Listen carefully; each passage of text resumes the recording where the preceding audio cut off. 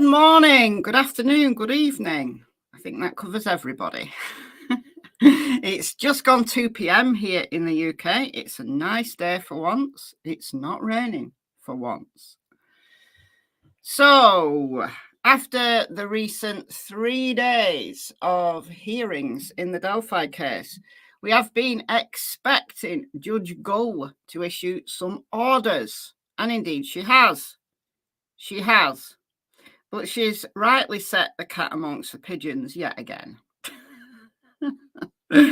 So we're going to get into all of the new court filings and stuff that has come out over the last couple of days in the Delphi case. But I'm going to say a few hellos first. I know some of you don't like this part, but if you're on the replay, you can always just fast forward for the next couple of minutes, can't you? Hello, Aussie TV, M. Osland, CW, who's at the beach.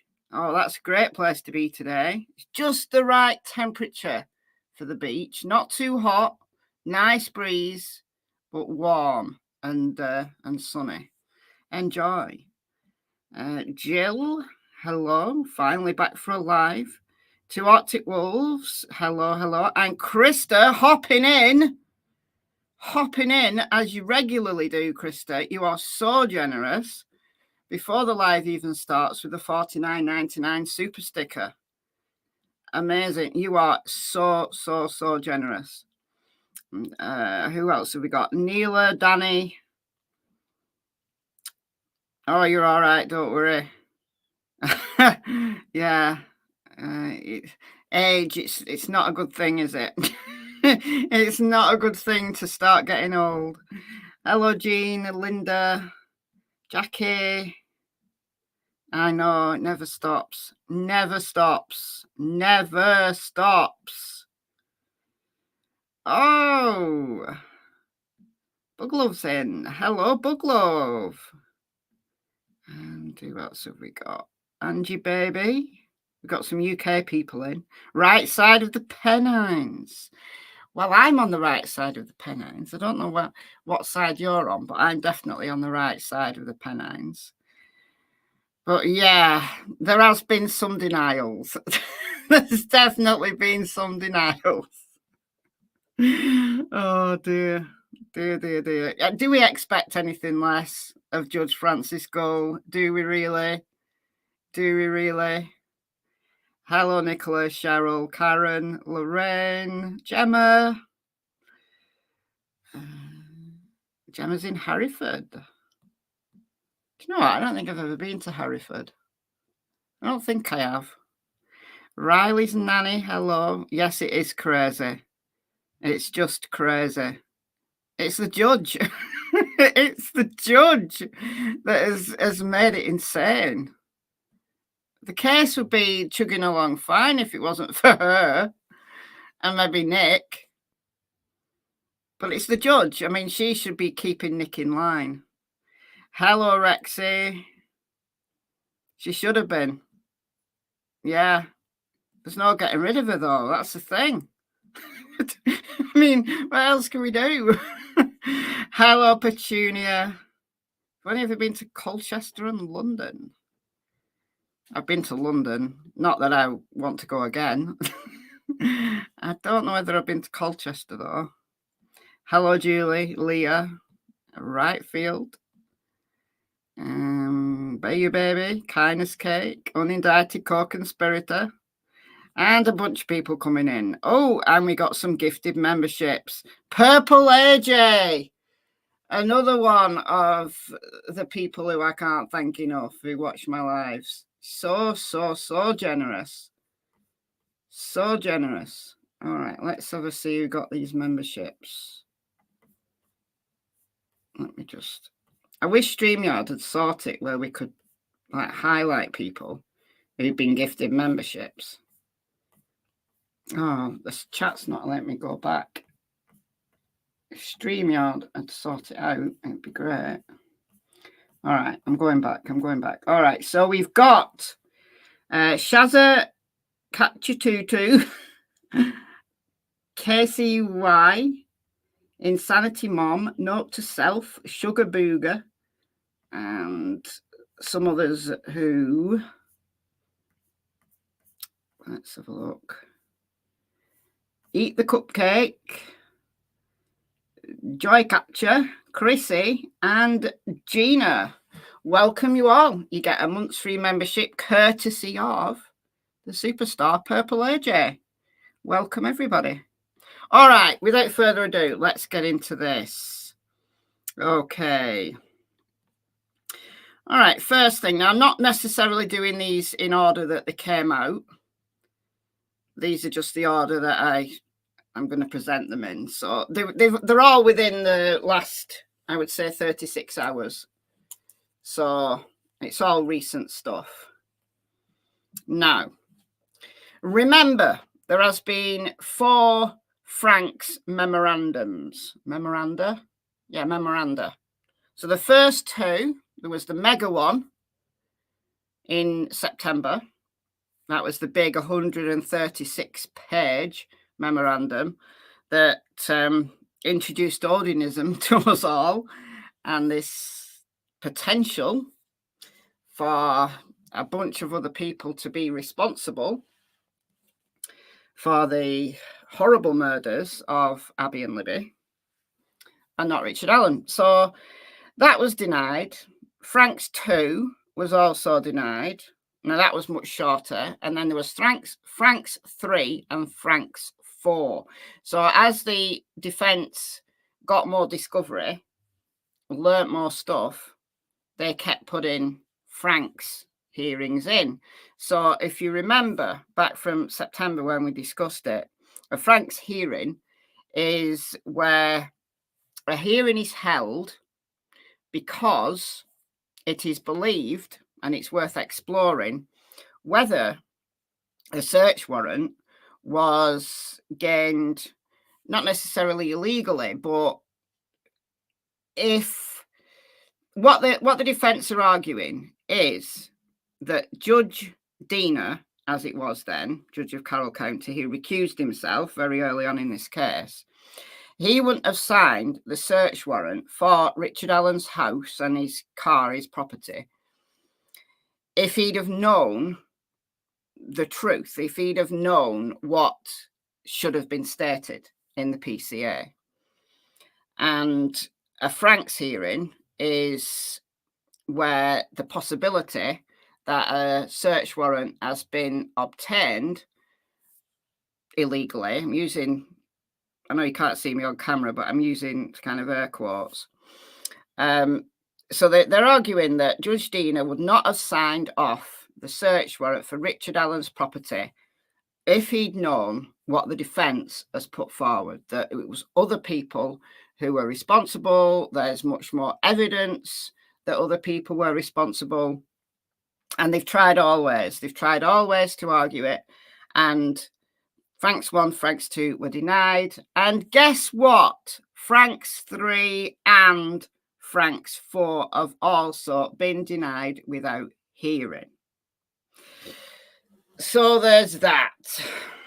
All right. So this is the order issued for Frank's 3. Now, the defence has been waiting a long time to get this order, to get a decision on Frank's 3 and Frank's 4. They've even tried going to the Supreme Court and saying, look, Judge Gull is not issuing orders within the 30 days that she should be. And the Supreme Court chief admin person basically poo-pooed it and said, so what?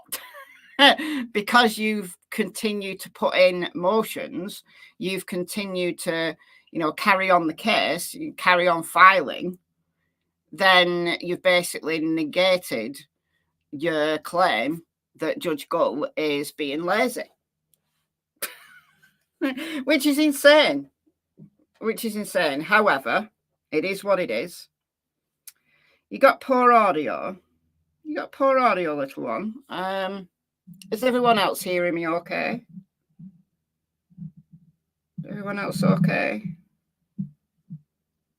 Audio isn't poor. All right. I've got my microphone moved quite far away from me because I do tend to shout when I'm talking Delphi case. So you may just have to turn your audio up. All right. So other people are saying it's fine. All right. So order issued. This is Frank's 3.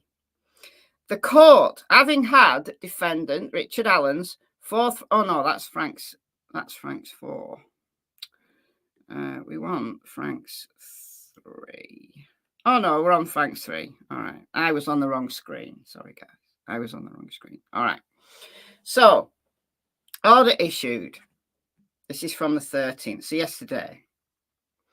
The court, having had Richard Allen's 3rd Frank's notice and request for Frank's hearing, based upon newly discovered evidence and request for findings of fact and conclusions of law upon any ruling upon this request, which was filed back in March.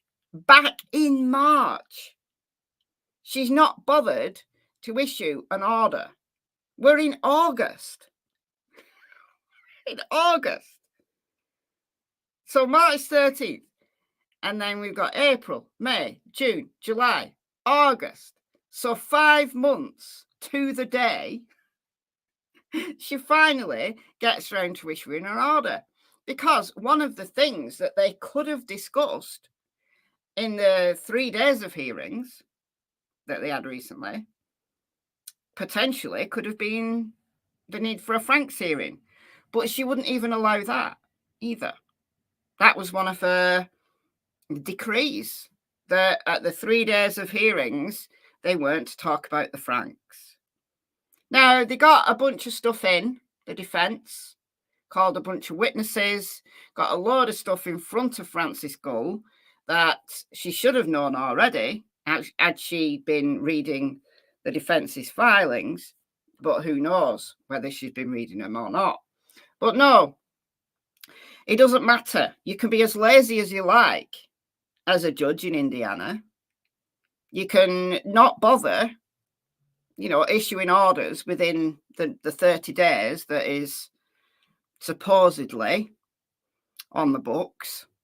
And if a judge doesn't respond, like issue an order within 30 days or do something, call a hearing, something within 30 days, then the party that is waiting for their motion to be seen to can write to the Supreme Court and say, excuse me, the judge is being lazy. Can you please sort it out?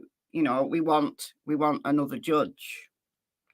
But because the defence had continued, so since March, they've continued to file stuff, it negates their claim that the judge is being lazy. So because the defence hasn't been lazy and has continued to work the case, I mean, what are they meant to do? Like every time they put a motion in, are they meant to wait 30 days to see whether Judge Gull will respond in a timely fashion or not? I think 30 days is plenty to respond within a timely fashion, like a whole month. So are they meant to wait? So write a motion, put the motion in. They got to then wait 30 days to see whether she responds. If she doesn't, then they can write to the Supreme Court and say she's been lazy. I mean, how many times would they have had to do that? So no, they've carried on filing. Anyhow, so the state's response to defence's 3rd motion, which was filed on May the 3rd. See, at least Nick is timely. At least, you can say a lot about Nick, about, he's incompetent, he's wet behind the ears, he's in it with the Odinists, he's a Freemason, therefore he's in it with Brad Holder. You could say all of that stuff, but one thing you can't say about him is that he doesn't respond. He does respond. He responds in a timely fashion. So it's the judge. The judge is the problem. All right, so he responded on April the 3rd. Not that he responds necessarily in a sensible manner, but, at least he responds. And then the defence's reply to the prosecution's response to 3rd Frank's memorandum, filed April the 5th. See, all this stuff should have been ordered in April. We shouldn't have been waiting till August to get a response to this. But we have. All right. So she took it under advisement. Now denies the 3rd request for a Frank's hearing without hearing. The court finds the affidavit. So this is the PCA, the probable cause that went along with the search warrant to search Richard Allen's properties, well, property and vehicle. All right. So the affidavit submitted in support of the issuance of the search warrant contained information that a reasonable belief existed that evidence of the murders would be found in the defendant's vehicles and home. The affidavit did not contain false statements, nor did the affiant omit statutes with reckless disregard. Further, the court does not find the affiant intended to mislead the judge by failing to present relevant information. All right, so I don't know how she's derived that. I don't know if she gets that from all of the information that's been presented by both sides. The affiant is the person who wrote the warrant and who wrote the PCA, which is Liggett. Now, Liggett is the sheriff now, but at the time, he was the sheriff, yeah. No, he wasn't. He wasn't quite the sheriff then.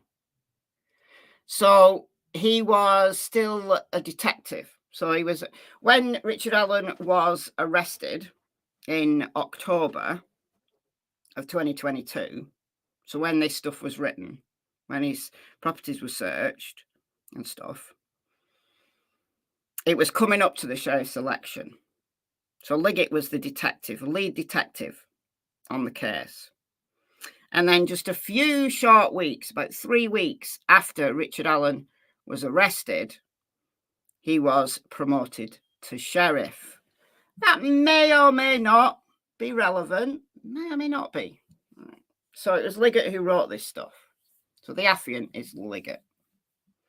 And the judge at the time was Dina, who very soon afterwards recused himself. All right, so that's Frank's 3. So you can't have a Frank's hearing. All they want is a hearing. It's not that they want the search warrant to be thrown out, because of course if they find that the search warrant was gained through false information, then all the results from that search warrant, which includes the unspent round or the gun that they're claiming fired the unspent round, which was found at the scene, that also has to be thrown out because it's fruit from the poisonous tree. Right?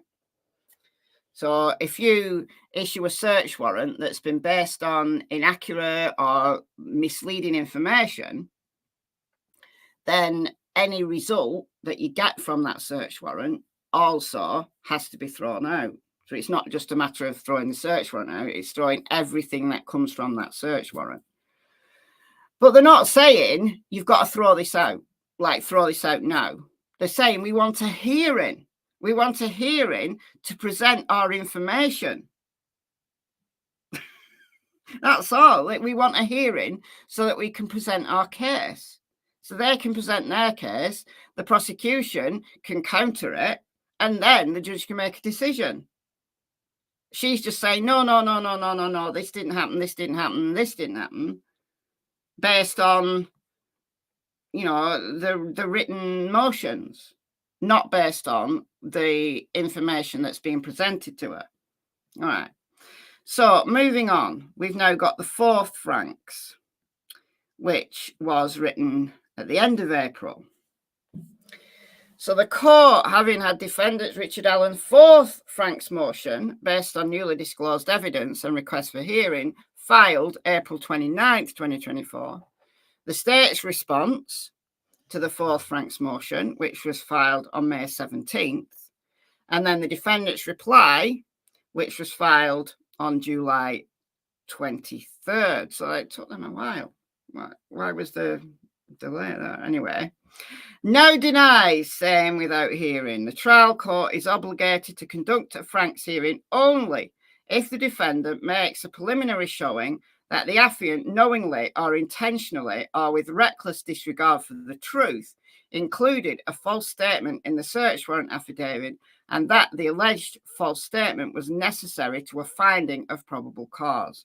The defence has not made such a preliminary showing and therefore is not entitled to a Franks hearing. All right. Okay. All right. Cool. So there's that. Moving on. So we're not going to get a Franks hearing. Moving on. Moving on. We get this. So again, yesterday. Now, this is the thing that's really set the cat amongst the pigeons. Really set the cat amongst the pigeons. So she's called a status hearing. She's called a hearing. Now, the hearing actually came up on the docket the day before, on the 12th. But then this came out yesterday. Court orders this matter. Which matter? Don't know. A matter. Or the case overall. I don't know. Court orders this matter set for a status hearing on August the 23rd. So in 9 days' time. At 1 p.m. in the Carroll Circuit Court. All good. All good. You know, we're like, oh, we're on track. Because status hearings, like when trials coming up, status hearings happen regularly. In many cases, they happen, you know, semi-regularly so that they can, you know, discuss relevant things in relation to the trial, whether it's motions, whether it's what they're going to include or not, whether it's, you know, procedural, admin, that kind of thing, all come under the potential of being called a status hearing. However, the first portion of the hearing is closed to the public. The second portion of the hearing will be open to the public. Court to notify. Okay. So this is the thing that set them the cat amongst the pigeons. Why is there part of this hearing that is closed to the public? Now, it's not unusual. If there's something that is maybe to do with, let's say, jury selection, and they don't want that in the public domain, that could be it. It could be as simple as that. Could be as simple as that. If it's matters relating to things like jury selection, that could possibly be a closed hearing. Or it could be more, let's say, sinister. We have to think beyond the norm here, don't we?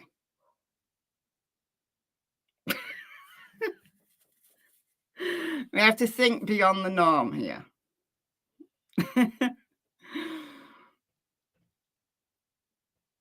Because it's too graphic. Potentially. They could be discussing, well, we don't know. You see, that all we can go off, or certainly all I can go off as a non-lawyer, is previous cases. And let's take a case that's happening right now. Let's take the Idaho case. So Brian Koberger over in Moscow, Idaho. Now, they've had hearings that are closed to the public when they've been discussing the genetics, the genetic genealogy, because it's potentially going to be, you know, including names of people who maybe are in Brian's family or whatever. And they've closed that. The judge decided to close those hearings to the public, which makes absolute complete sense. Makes total sense. But at least he said why. Judge over in Idaho, he says why it's closed to the public. You know, we're going to be discussing genetic genealogy, and therefore we're going to have this as a closed hearing. Simple as that. So what's the topic that they're going to be discussing? We don't know. Court to notify. So maybe she's gonna issue the topic. Do the attorneys know what the topic is? Presumably they do. You would think. However, I want to cast your mind back to October the 19th of last year. What happened on October 19th last year? She set a hearing, and Brad Rosie wrote to her and said, you know, what's this for? What's the topic? What we're talking about here? And she said, oh, come to my chambers. Come to my chambers. She set the hearing for 2 p.m. She said, come to my chambers at 12:30 to discuss. So they all turned up, and it was basically a lynch mob there. You know, basically, it was, you're either going to resign or I'm going to disqualify you. And I'm going to disqualify you at the one and only hearing that she allowed cameras in at. So it could be totally procedural, totally innocuous, totally. That, you know, behind the scenes, the attorneys know exactly what this is about, and it's not a problem. 12:30 cocktails. Yeah, don't worry about it. Just show up. Just show up. So you have to question with this woman. You have to question everything that she does. I mean, look, there's been lots of speculation, though. I haven't actually watched them. I've seen a couple come up in my YouTube feed of, you know, people who are YouTubers who are pro-prosecution, who think Richard Allen did it. You know, without question, Richard Allen did it. That's it. That's all. Thinking that this is going to be a plea, like a discussion about a plea, that Richard Allen wants to plead guilty. And they are going to meet in secret, in private, to discuss. Now, look, anything's possible. Anything's possible. I don't think it's that, though. If I had to hazard guess, that wouldn't be my guess. That said, this comment, I got this comment from Reddit. This comment wins the internet. Absolutely wins the internet. Acceptable class, whoever you are. This had me rolling in laughter because it's so true that you can't trust anything in this case. Ha! I immediately assume a plea deal written on a wet napkin has been discovered and submitted by prosecution. Signed, Rick Whiteman, 2023. For those not quite keeping up, Whiteman was the name that Dan Dullard gave Rick Allen in 2017. when Rick came forward to say, yeah, I was on the trails that day, here's my details. And, you know, Dan just forgot to record it, but he'll keep looking. He got the name wrong.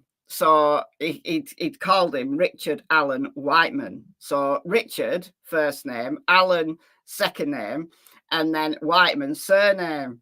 Now, of course, Whiteman is the street that Rick lived on before he got unceremoniously arrested.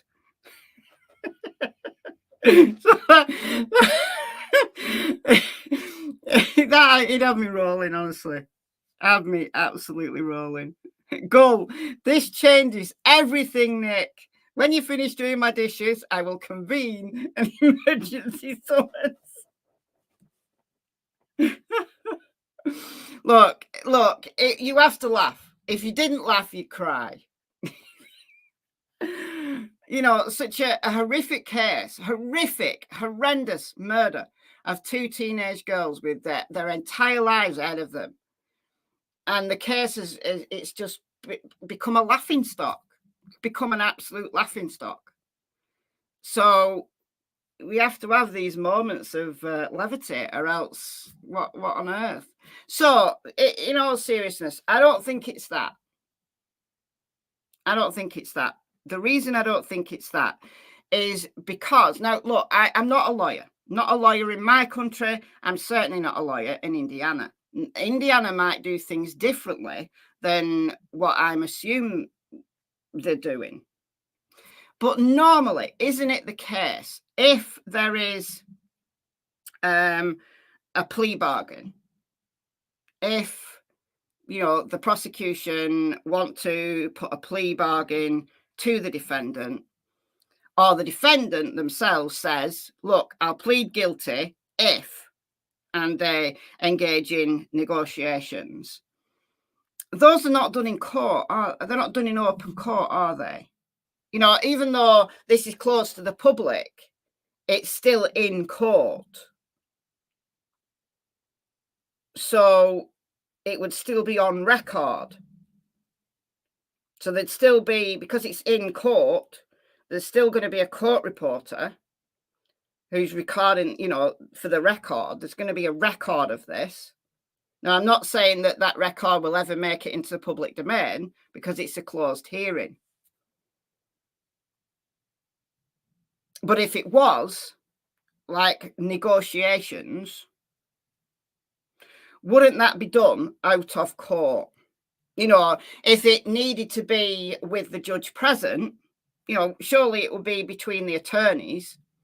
But then if they needed the judge present, wouldn't it be in her chambers? They may do things differently in Indiana. This is what I'm saying.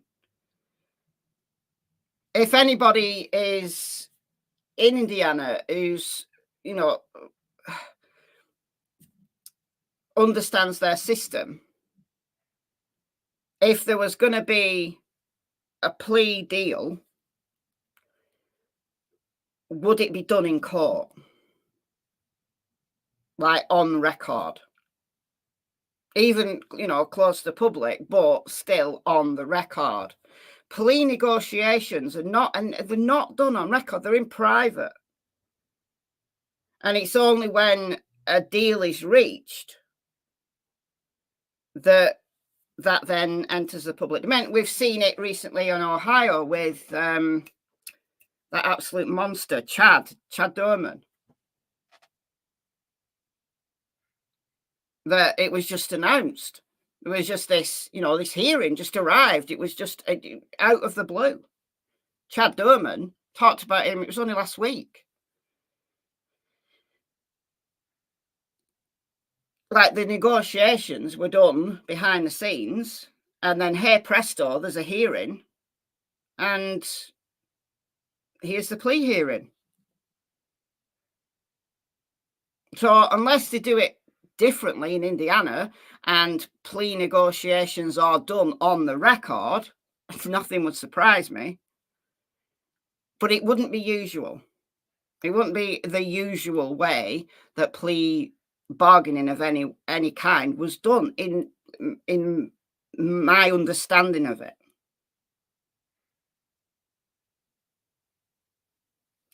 Have you ever watched Defence Diaries? Yes, I do watch Defence Diaries.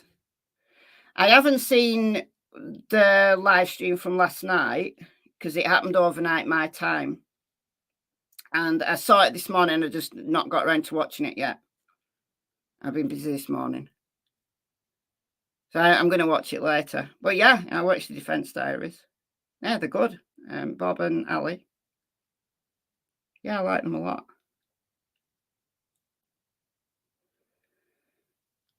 So, I mean, look, anything, you know, nothing would surprise me in this case. However, I don't think it's that. I think those who are pro-prosecution are hoping that this hearing is in some way signifying that Richard Allen is going to plead guilty. But I don't think he will. I don't think he will. No, that might be my wishful thinking, because he's come this far. You know, we're getting to crunch time now. We're getting, you know, we're two months out, just 2 months more. So why plead guilty? Is it that he is guilty? Why would you plead guilty if you're not guilty?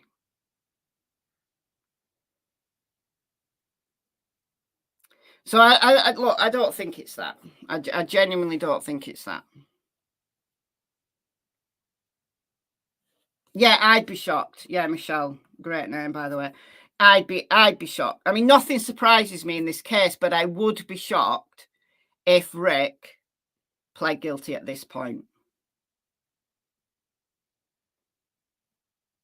I'd be utterly shocked. So I don't think that the closed hearing on the 23rd is going to be discussing a plea bargain of some kind. I don't think it is.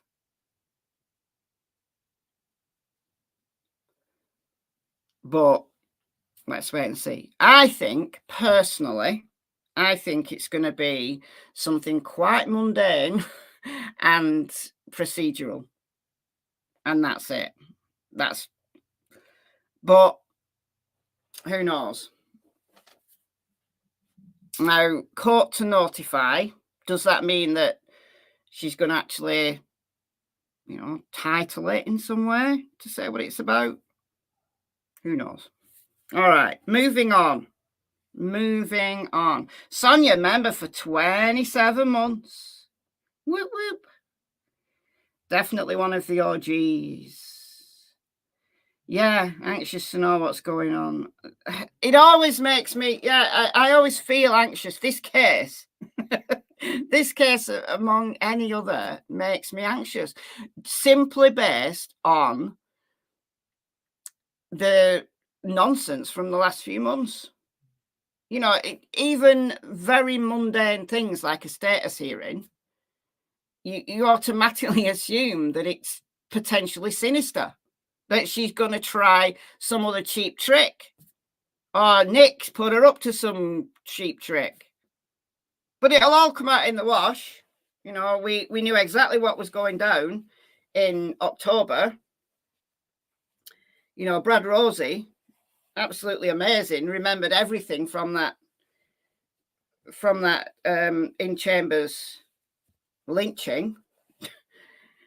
And when we got the transcript, when we finally got the transcript, everything that Brad Rosie said actually happened. So,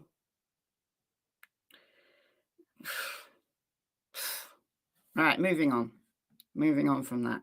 Rexy, member for 4 months. This case, it boggles my mind as well. Absolutely. All right, so we got this through. Now, this is from the defense. Again, yesterday. This is only short. They have brought their receipts, though. One of them's like 20-odd pages, which I'm not going to read. We don't need to read the full 20-odd pages of their receipts. But cast your mind back to those who remember when Rick was first arrested, and they didn't give us the PCA at first. Like, they had to fight to get the PCA released. If you remember back then, you know, remember there was all this big Big news, big news, big news. And we all tuned in. That's right, October 31st, 2022. He was actually arrested a couple of days before that. But there was the big press conference, which was on the Halloween.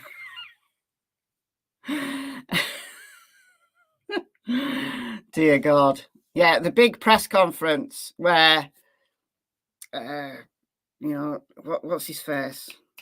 I always forget his name. Doug Carter, superintendent, big head honcho in the Indiana State Police, said, today's the day. We made the arrest finally. Today's the day. And Twitter was alight. Today's the day. Today's the day was actually trending on Twitter.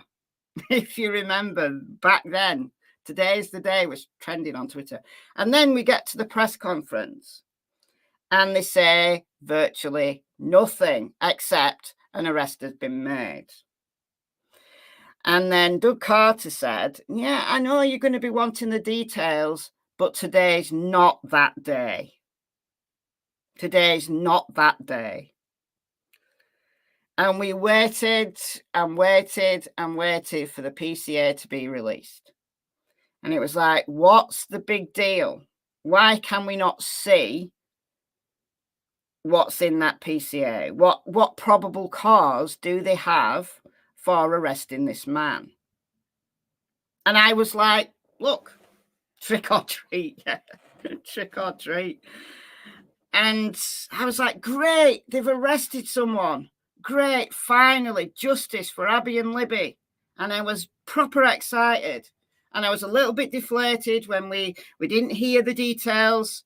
And I thought, no, trust the process, trust the process, trust the process. Look at my old videos. Look at my older videos on this case. Trust the process. And then PCA was released and I was, yeah, they got him. They got the man. They got the man. Yes, there's weaknesses in it, but I can see a way forward. I can see that, they've got the man. They've got some evidence against him. I can see that there's some evidence there. It's not the strongest PCA. If you compare that with, let's say, Idaho, let's give another comparison, Idaho again, and look at the PCA there, much, much stronger, much more evidence. Yes, circumstantial, but still more of it.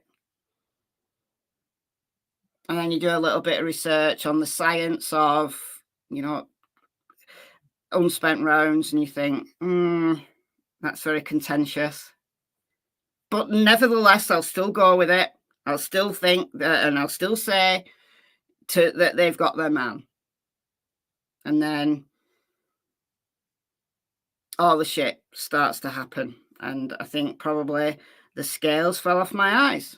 The scales just fell off my eyes. And I thought, what is going on here? What is going on here? Why do we have all of these shenanigans going on in a case where, look, they've got the man now. It's took them a while, but they got there. Let's get this to trial. Trial date set. And then the wheels fall off. The biggest plot twist. The biggest plot twist that you've ever seen in a case. And I thought, nah, this is nonsense. And that's when the real research began for me. However, cast your mind back to why the PCA was sealed in the first place. Normally when there's arrest, PCA quickly follows. Not in this case, though. Cast your mind back to why that PCA was sealed. Okay. So this is about that. And the reason why that PCA was sealed way back in October 2022 and what it means for the case right now in August 2024. going on 2 years later. What does it mean? Right. Defendant's supplemental submission regarding state's motion in limine. Comes now the defendant, Richard M. Allen, by attorney Bradley Rosie. So Rosie's written this. Short and sweet, 3 pages. When Andrew Baldwin writes a motion, something that would take Brad 3 pages takes Andy 10. But anyway, so respectfully request that this court take judicial notice of the record of proceedings held in this cause on November 22nd, 2022 in Carroll Circuit Court. So Rick Allen had been in Westville. Like he was in county jail first of all.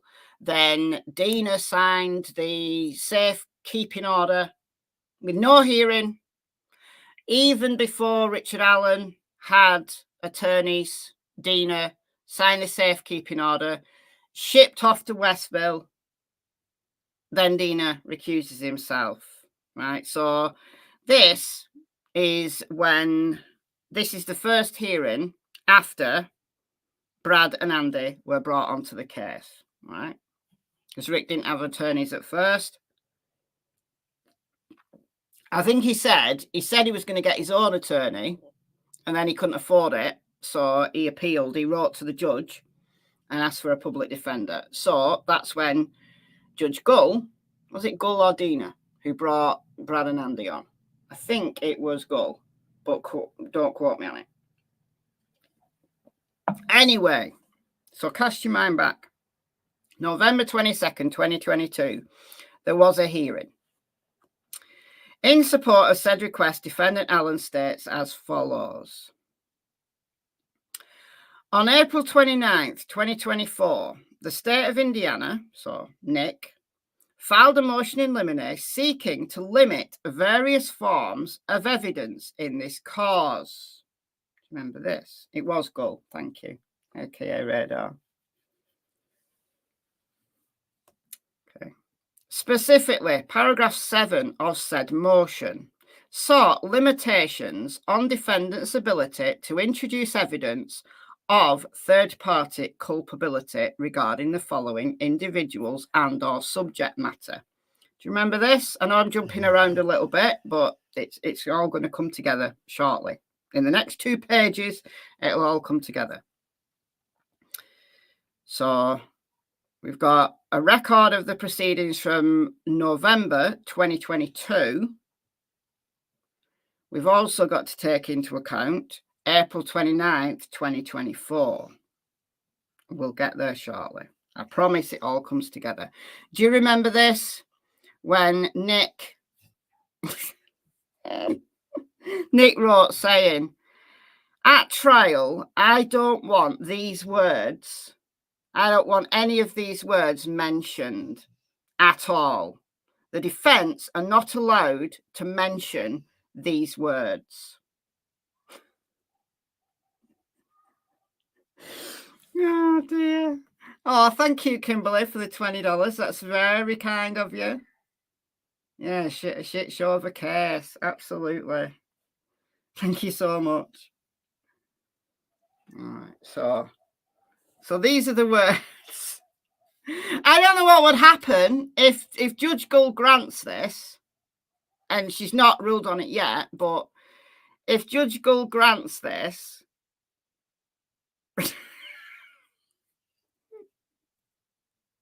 could they not like use code words? You know, like we do to get around YouTube. You know, we say like unaliving for suicide, or we say SA for sexual assault. So, you know, because you say certain words, YouTube gets triggered. You say it too many times. Say it once, I think it forgives you. But if you keep saying it, then it demonetizes your video. So that's why we use ridiculous words like unaliving. I say suicide, but I have had videos demonetized for less things than that. But so if she grants this, I'm wondering whether Brad and Andy could have some kind of code system. You know, so they're not saying the words, They're not saying the banned words, but they're still talking about, I don't know. Again, you've got to laugh. So these are the words that Nick wants banning at the trial. Odinism, cult or ritualistic killing.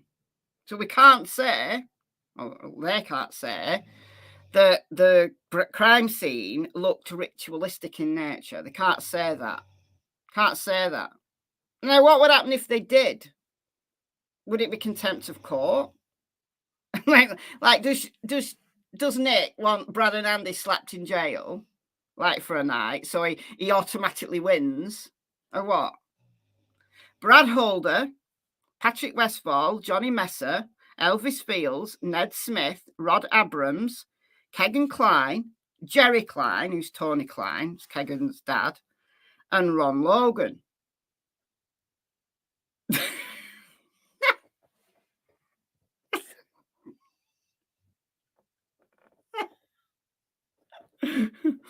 So these are all the Odinists that were named in the Franks in September. Brad Holder, Patrick Westfall, Johnny Messer, Elvis Fields, Ned Smith, and Rod Abrams. But also, look, the defense has never said, to my knowledge, they've never said that they believe that Kegan Kline did it really, or Tony Kline did it really, or Ron Logan did it really. They've never said that.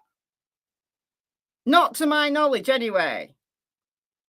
But still, they want those words banning, those names banning. I did a video on it at the time, back in April. All right. So, number 2, the state's motion in limine sought to further restrict defendant's Sixth Amendment right to present his defense by the way of limiting investigative records generated by former police officer Todd Click and geofencing records generated by law enforcement investigators. Because as well as these banned words, right, as well as this censorship here, he also wants to say anything Todd Click said. Now, Todd Click was one of the police officers who investigated the Odinist angle. So he wanted all of anything that Todd Click might have investigated. He wants that banning too. But he also wants geofencing banned. Geofencing, the geofencing stuff was actually done by the state. So he wants part of his own discovery banning from the trial.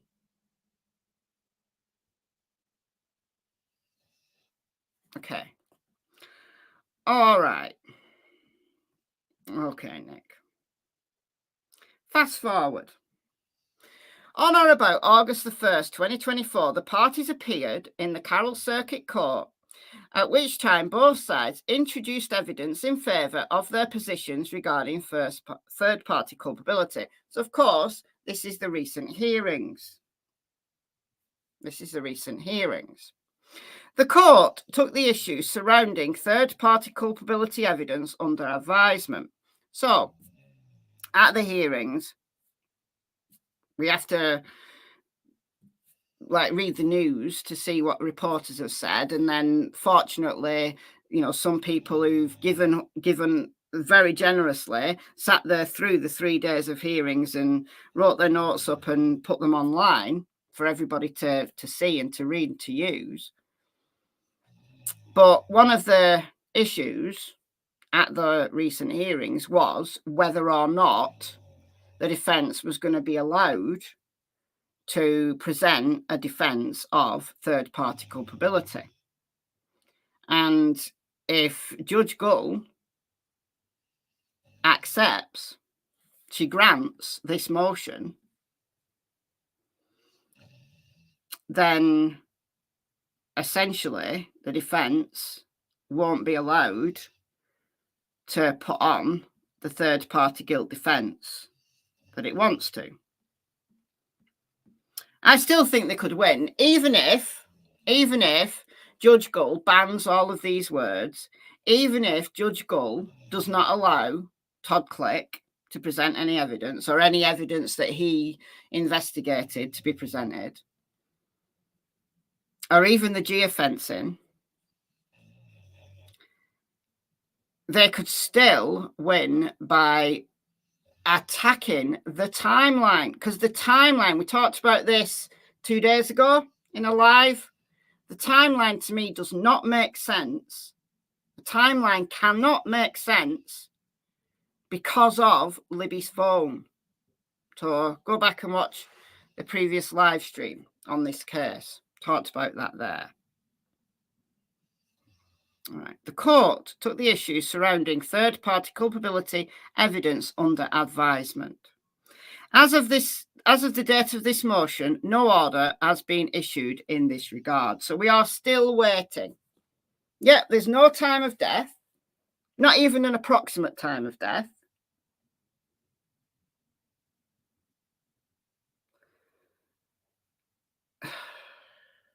Nick is just assuming that the girls died between 2:30 and 3:30. But based on what evidence? And why did Libby's phone come to life at 4:33 a.m. on February 14th? The defence requests that this court take judicial notice of the record of proceedings held on November 22nd. So they're basically saying, all right, we presented our evidence as to why we should be allowed to present our third-party guilt defence. We presented that at the hearing. But you've also, Judge, please, if you would mind, take into account this additional information. So this is just additional information supplementing what they said at the hearing, which she's not yet ruled on. All right, so this is why we've got to think all the way back to November of 2022 and why the PCA was sealed. Okay. The defence requests that this court takes judicial notice of the record of proceedings held on November 22nd, 2022, and attached hereto as Exhibit A.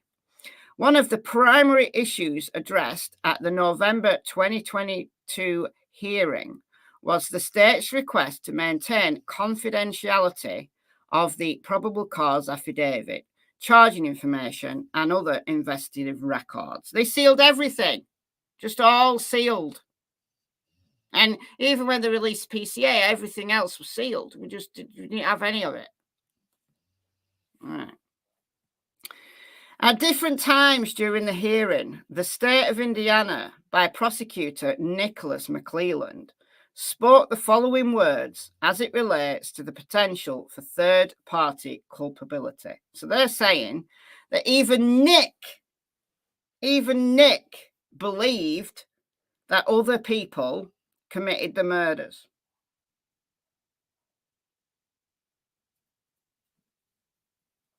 But he's changed his tune now for no reason why. Now, Exhibit A was the transcript of those proceedings. Now, I'm not going to read through the transcript, but these are excerpts that are in that transcript. So, at different times during the hearing, the state of Indiana, by prosecutor Nicholas McClelland, spoke the following words as it relates to the potential for third-party culpability. These are Nick's words. This is still a very ongoing investigation.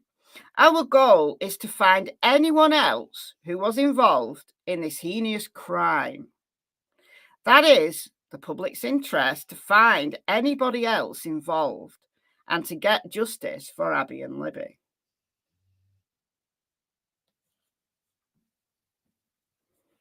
That's on page 6, lines 19 to 21. Then we have same page, line 22, and page 7, line 2. Nick's words again. We have good reason to believe that Richard Allen is not the only person involved in this case, that there may be other actors involved. That's why we left the tip line open. That's why we left the tip email open. Is this all coming back to you? If you were following this case back then, is this all coming back to you? Yeah. The question becomes, at least in the state's mind, is it more important to release the details of the investigation to the public, or more important to keep those confidential in order for the investigation to continue and find anyone else that's responsible? And at the time, I thought, well, I'd really like to see this PCA, but trust the process, because this Richard Allen, clearly, the state believe, wasn't acting alone, so they need to catch the other guys as well. Need to catch the other guys. But then nothing happened, and now suddenly Richard Allen did everything on his own. No one else is involved. Like, to the point where any other potential suspect that's, seriously being investigated is going to be a banned word. They're putting all the eggs in one basket to the point of wanting to ban the mere mention of other potential suspects. Make that make sense. Also, page 6, line 7 to 9. It puts the investigation in the best possible to determine if best possible position possible to determine if anyone else was involved. It's the best interest of the public that the investigation find anyone else involved. Okay, good. In addition to the prosecutor's comments, the state introduces Exhibit 1 and Exhibit 2 attached, and we are going to read those because I'd never seen these two things before. I mean, presumably they've been there in the record somewhere. I just don't remember ever reading them. So we're going to read them. It's a letter to the judge by Indiana State Police Detective Jerry Holman, who is now a lieutenant. He's been promoted now to lieutenant. And the second exhibit was a letter from Carroll County's prosecutor's office investigator, Stephen Mullin, who at the time of the murders was the police chief in Delphi. He now works for the prosecutor's office. All right. In pertinent part, Detective Holman's letter sought the sealing of records for many reasons, one being that the investigation is ongoing and fluid. So if it's ongoing and fluid, that actually means that potentially, with their ongoing investigation, they're actually going to find that Rick Allen isn't the main man, or maybe Rick Allen isn't the man at all. Because if it's still very fluid and they're thinking that maybe Rick Allen only had a bit part in this, or it's on further investigations, it's found that he had no part at all, then surely they're going to arrest the actual, suspect they've got the big evidence for, and they let Rick Allen go, or they reduce Rick Allen's charges to something else. I don't know. The exhibit created by investigator Mullins cited that this matter was still being actively investigated. Investigator Mullin went on to state that law enforcement was continuing to search and seek facts and information relating to Richard Allen and other potential suspects. In this context, Investigator Mullin was concerned that the integrity of the investigation would be jeopardized if the content of the investigative documents was released to the public. Richard Allen had been arrested and jailed at the time of the November 2022 hearing, yet the state acknowledged their pursuit of other suspects associated with these crimes. The state's own admission are evidence of the existence of third-party culpability in this case. So the state themselves have continued at least, you know, up to November 2022, so a month after Richard Allen was arrested, continued to say that this investigation is fluid. But now, because it doesn't suit Nick, he wants to ban all mention of any other potential suspects. Defendant Allen requests that this court take judicial notice of the November 2022 proceedings, exhibits entered during said proceeding, and ultimately deny the state's request to limit third-party evidence pursuant to paragraph 7 of the state's motion in limine filed marked April 29th, 2024. Do you want to see these two letters? All right, so this is Stephen Mullen. All right. Dear Judge Gull, I am an investigator with the Carroll County Prosecutor's Office and a lifelong resident of Carroll County. I was the Delphi police chief when the double homicide of Liberty German and Abigail Williams occurred.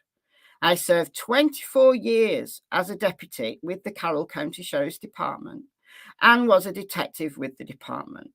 I have never been involved in any investigative process as complicated as an intensive as this. Well, it shows, because, quite frankly, your investigation was rubbish. Mullen was the police chief, if you remember, cast your mind back a few months when it came out that Delphi PD have lost all the recordings of interviews from February 14th onwards. Like days and days and days of interviews that have just not been recorded, or more accurately, were recorded but have been recorded over because somebody left the DVR on. Well, guess who was the guy in charge then? This guy, Stephen Mullen. As the court is aware, the affidavit for the arrest of Richard Allen contains information relating to the process of this investigation, witnesses, facts, and sources of those facts. Well, witnesses were redacted. Yes, there's some information in there about what the witnesses saw. Sources of those facts. All right, okay. This matter is still being actively investigated. We are continuing to search and seek facts and information related to Richard Allen and other possible suspects. If the content of the document is released at this time, the integrity of the investigation may be jeopardized. The case information, accurate or otherwise, has been widely published in traditional media and social media outlets. Release of information by the media has confused and created inaccurate tips and information. In my opinion, the release of information contained in this confidential document would only serve to complicate and frustrate the process of gathering truthful and accurate information at this time. Anybody would think that they'd prematurely arrested Richard Allen without doing any real research into him at all. And maybe that's why the PCA looks quite weak. It's got some merit, don't get me wrong, but it's got weaknesses. You know, things like actually pinning Richard Allen to the crime scene, actually pinning Richard Allen to his DNA, his fingerprints, either on his property, you know, like in his vehicle, or on his clothes, you know, DNA from the girls on his clothes, you know, from all that blood, because they had their throats cut. So, you know, it's going to be spurting blood. You know, if you're to believe what the prosecution witnesses say, the blood from Libby's neck spurted onto the tree to create an F, or potentially an upside down L. That's what we're to believe, that the blood was spurting everywhere. So surely the clothes that Richard Allen had on, you know, if he was there, with the knife in his hand, surely there would be some kind of evidence. No. And surely Richard Allen would have left DNA at the scene. No, not that either. All right. Okay. So one would be forgiven for thinking Richard Allen has been prematurely arrested, perhaps because he broadly looks a little bit like Bridge Guy, and they need a fall guy now because the sheriff's election is in 3 weeks. You'd be forgiven for thinking that. Therefore, I respectfully ask the court to continue the confidentiality granted to the probable cause for Richard Allen for an an indeterminate time, allowing investigators to complete the follow-up process. All right. And then Jerry Holman. Lieutenant Holman, as he is now. Dear Honourable Judge Francis Siegel, I am Jerry D. Holman. Does anybody know what the D stands for? I vote that it stands for dickhead, but I'm open to being corrected on that. So I am Jerry Dickhead Holman, a first sergeant with the Indiana State Police. After graduating the Indiana State Police Academy, I was assigned to the Lafayette District in June of 2001. Donut Holman. Oh dear. I have been with investigations for several years. I was assigned as a detective in 2006. And in 2015, I was promoted to Sergeant of Investigations. As the Investigations Squad Sergeant, I supervise the detectives' day-to-day activities. In 2016, I was promoted to First Sergeant and assigned as the District Investigative Commander. Is this seriously the best the Indiana State Police has? You know, he's now Lieutenant Holman. Is he seriously the best that they've got? Is he? Asking for a friend. As the DIC, I review and manage all criminal investigations at the Lafayette District. I responded to the Abby and Libby investigation to assist the Carroll County Sheriff's Department and continue to assist with the management of the investigation. So this is the guy who arrested Richard Allen without even reading Richard Allen's Miranda rights. He's the guy. He's the guy that made the arrest with no Miranda warning. Or maybe he gave the Miranda warning, but because the first few minutes of the interview mysteriously didn't record, just mysteriously didn't record, we'll never know. Another mysterious, strange thing that went on with the recording equipment. Anyone would think that he only turned the recorder on partway through the interview. So what happened? What happened at the beginning? Because it appears Richard Allen wasn't read his Miranda rights, which are as important in my country as they are in the US. But apparently that's okay because the week before, when he was interviewed by, who was it, Carroll County Liggett, he was read his rights then. So, oh, well, you know, remember what we said last week? Well, the same applies. Well, it doesn't quite work like that when it's a different organisation and a different interviewer. I would say that you would, just to be on the safe side, read the rights again. I'd say that, just to be on the safe side. However, what do I know? Right. Okay. It is my professional opinion that the probable cause affidavit should remain confidential. There are many reasons for this. One reason is that the investigation is ongoing and fluid. New information comes in daily. Anybody would think that they arrested Richard Allen prematurely. I don't know. If information continues to come in daily, Now, we're nearly 6 years at this point, November 2022. They're nearly 6 years after the murders, and still information is coming in daily, according to Jerry Holman. All this information needs to be protected. By keeping the probable cause confidential, this will let individuals know that they are protected and can share freely without worry of retaliation. Was anybody scared of retaliation? If so, who?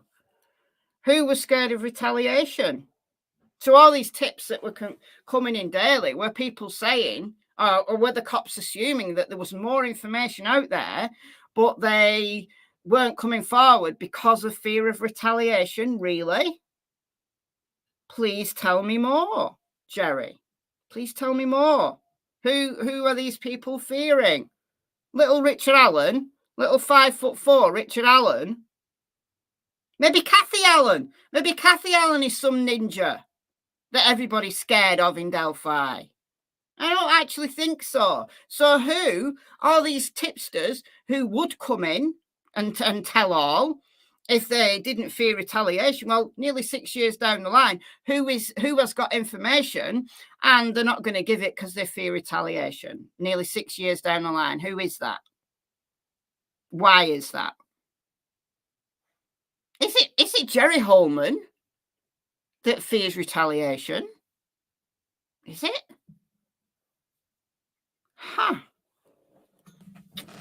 By not releasing the information, it will protect the integrity of the investigation and everyone involved, including Mr. Allen and his family.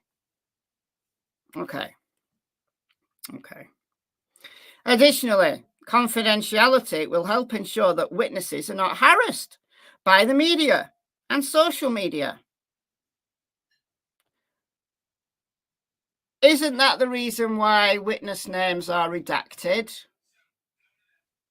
I mean, we know the names of the witnesses now, but why wouldn't you just redact names? Why wouldn't you? Why does an entire document have to be, denied because of witness names in it? You just redact them, surely. Yeah, all right. Okay. Since this is a nationally known investigation and has been the centre of so many news stories, the interest in this investigation is widespread. Many well-meaning people have numerous questions about the investigation. No shit, Sherlock. I wonder why. Is it because the investigation's shit? Is it because you've done a really bad job? Maybe that's why people have got questions. I'm just guessing. Due to the many questions, those well-meaning people have in the past made false accusations and information has been put out in the public, which has caused issues for innocent people. Oh, innocent people, maybe like Kathy Allen or even Richard Allen, maybe. Just mentioning two people. And anybody else who's, a family member, Richard Allen's daughter, maybe. I don't know. This also causes problems for investigators with trying to investigate the facts. Didn't do a very good job of investigating the facts. The media and social media outlets have posted side-by-side photos of innocent people who have adversely affected their lives. Okay. I'm guessing that's comparing people with Bridge Guy. Okay. I'm concerned they will do the same with our witnesses. So he's saying that there's witnesses who could be compared to Bridge Guy. So who are these witnesses who you could put side by side with Bridge Guy and say, oh, look, he looks more like Bridge Guy than Richard Allen does? I don't know. It's making no sense here. It's making no sense here. Yeah, that's right. Doug Carter did invite the public in 2019 when they had absolutely no idea. And they released that new sketch of, the young man who was on the bridge, who Jerry Holman thinks looks like the same man as as the old bridge guy sketch.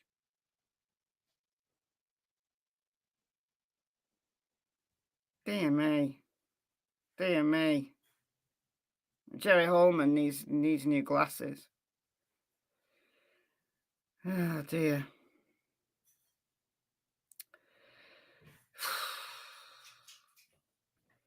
All right, where were we? I'm concerned they will do the same with our witnesses, Mr. Allen and their families. This could be a heavy mental burden on them to be interrogated by so many, i.e. news media, bloggers, social media groups, and the general public. All right, so let's blame social media. Let's blame the general public for having questions about a case that went unsolved and continues to be unsolved to this day. With somebody now in jail, but for many, many months, was in a maximum security, solitary confinement prison where they'd never seen the like of before. They'd never had a pre-trial detainee there before. And people have got questions. I wonder why people have questions in a case where the judge disqualifies the attorneys, disqualifies the defense attorneys for next to no reason whatsoever, calling them grossly negligent. I'm just inquiring as to whether that's one potential reason why the general public has questions. What is the PCA? Probable cause affidavit. The physical safety of others is important to us all. Didn't care about Richard Allen's safety, though, did you? No. We have a duty to protect everybody involved and the viability of the investigation. If we do not protect the witnesses, other potential witnesses may have a problem deciding as if they will choose to cooperate.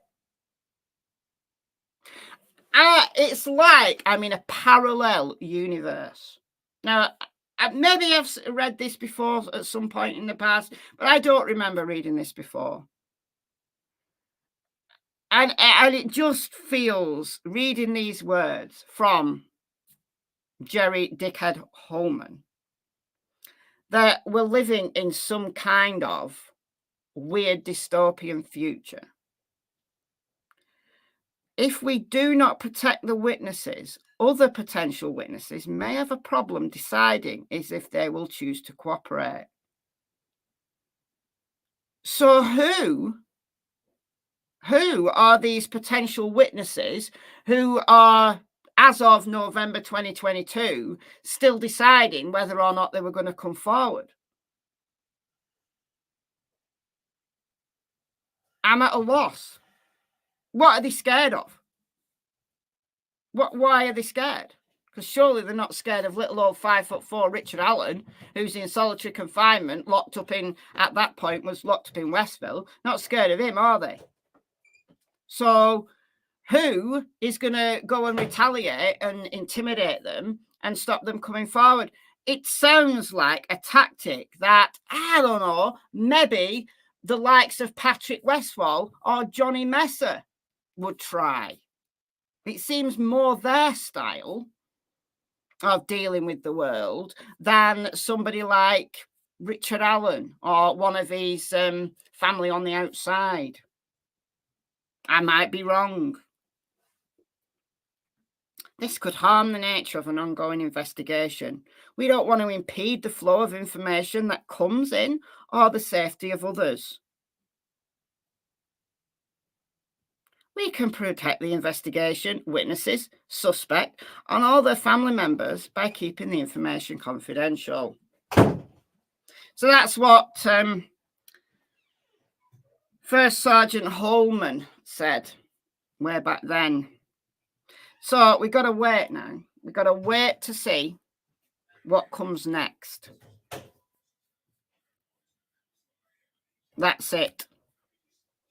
That's it for now. So what do you make to all that? What's the latest? What's the next plot twist going to be? What's the latest nonsense that's going to come out? We can all guess, can't we? But one thing I don't believe is going to happen is that Richard Allen is going to take a plea. That's one thing I'd be utterly shocked if that happened at this stage. Thank you, Kindness Cake, for the $4.99. Thank you so much. Thank you. Thank you.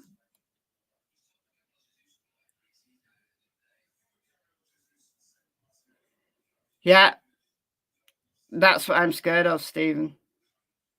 No third-party defence allowed to protect or to properly railroad him. Yeah. Shane Evans replaces Siegel. Oh, God. Well, he's the new Carroll County judge, isn't he? Isn't he? Shane Evans.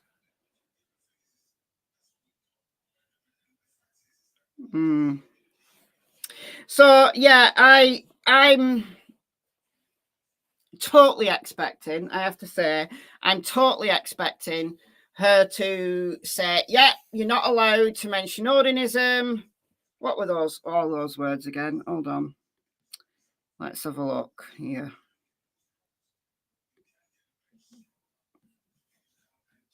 All right. So she's going to say, yeah, so you're not allowed to say Odinism. You're not allowed to say cult or ritualistic killing. Not allowed to say that. Not allowed to say Brad Holder or Patrick Westfall, Johnny Messer, Elvis Fields, even though he confessed. He confessed to his sisters, but no, can't have him either. Ned Smith, Rod Abrams, Kegan Kline, can't have him. Jerry Klein, Tony Klein, or Ron Logan. Can't even have him. Can't even have Ron Logan, even though he's dead. Can't even mention a dead man. Can't mention him. No. Also, you can't mention anything that Todd Click has ever investigated. Anything. And also, you can't mention geofencing, even though it's the state's own discovery. So there's parts of the state's own discovery that they don't want the defense to use. What other case have you ever seen anything so nonsensical in your life? If Nick McClelland, right, believes that geofencing, his own investigation, is nonsense, what does that tell you about his own investigation? What does it tell you? Insane. Absolute insanity. Absolute insanity. So if this gets denied, I think, as I said before, I think they can still put up a jolly good defense because they can attack that timeline. Where's the evidence that the girls were murdered between 2:30 and 3:30 p.m. on the 13th of February? Where's the evidence for that? They've not got any evidence that the girls were murdered at that time. The only evidence that Nick is going to use, that we know of so far at least, is that Libby's phone didn't record any steps after 2:32. And Sarah Carbo, one of the witnesses, saw the bloody and muddy man walking on County Road North at 3:57. But Sarah Carbo has been misquoted because Sarah Carbo never said she saw a bloody man in a blue coat. she said she saw a muddy man, so a man with mud on him, as she drove by. So she only saw him for, 2 seconds as she was driving by. And he wasn't wearing a blue coat, he was wearing a tan coat. So you can imagine the cross-examination there when they get the witness statement and they say, well, where does it say, Miss Carbo, please point to the place in the witness statement where it says that you saw a bloody and muddy man in a blue coat. And she'll say, well, it doesn't say that. And then either Brad or Andy, whoever's questioning, will say, well, okay, well, why? Well, did you not say that? And she'll say, no, this is my statement. I said a muddy man in a tan coat. And they'll say, oh, isn't that interesting? Let's bring Sheriff Liggett back to the stand then. Let's do that. With no time of death, not even an approximate time of death. Is there a time of death that we've not been made aware of? Maybe. It's only going to be an approximate one, but we've not been told it. And I'm sure Nick would have mentioned it at the recent hearings if he had that information, because that backs up his claim that Abby and Libby died between 2:30 and 3:30 in the PM. And then how is he going to explain that Libby's phone turned on and 14 text messages came through all at once at 4:33 a.m. on February 14th, when the girls then would have been dead for more than 12 hours. And the phone was under the girls' bodies, under Abby's body, I think. So how's he going to explain that? So attacking the timeline, for me, makes for a jolly good defence.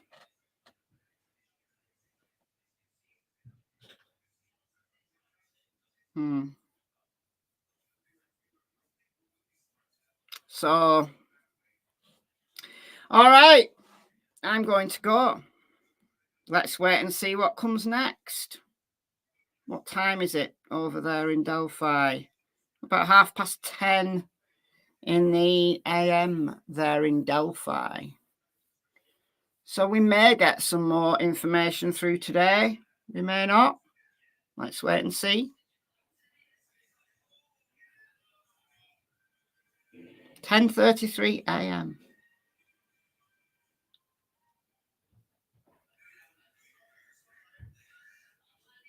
GPS data seems to be like a crucifix to stare. We need more information. We do. Yeah. Where's the information? Like, we've not got any DNA linking Richard Allen to the crime scene that we've heard about, or the victims to Richard Allen. We've not even got any information about Richard Allen's phone. Where was Richard Allen's phone at the time of the murders? So nothing credible links him to the crime scene. So it doesn't surprise me when Stephen Mullin and Jerry Holman wrote to Judge Gull in November 2022 saying, listen, this investigation is open and fluid and we've got tips coming in daily. Well, they needed tips coming in daily because they didn't have any information on Richard Allen. Therefore, they had to keep the information flowing. All makes sense now, doesn't it? Yeah. Makes sense now.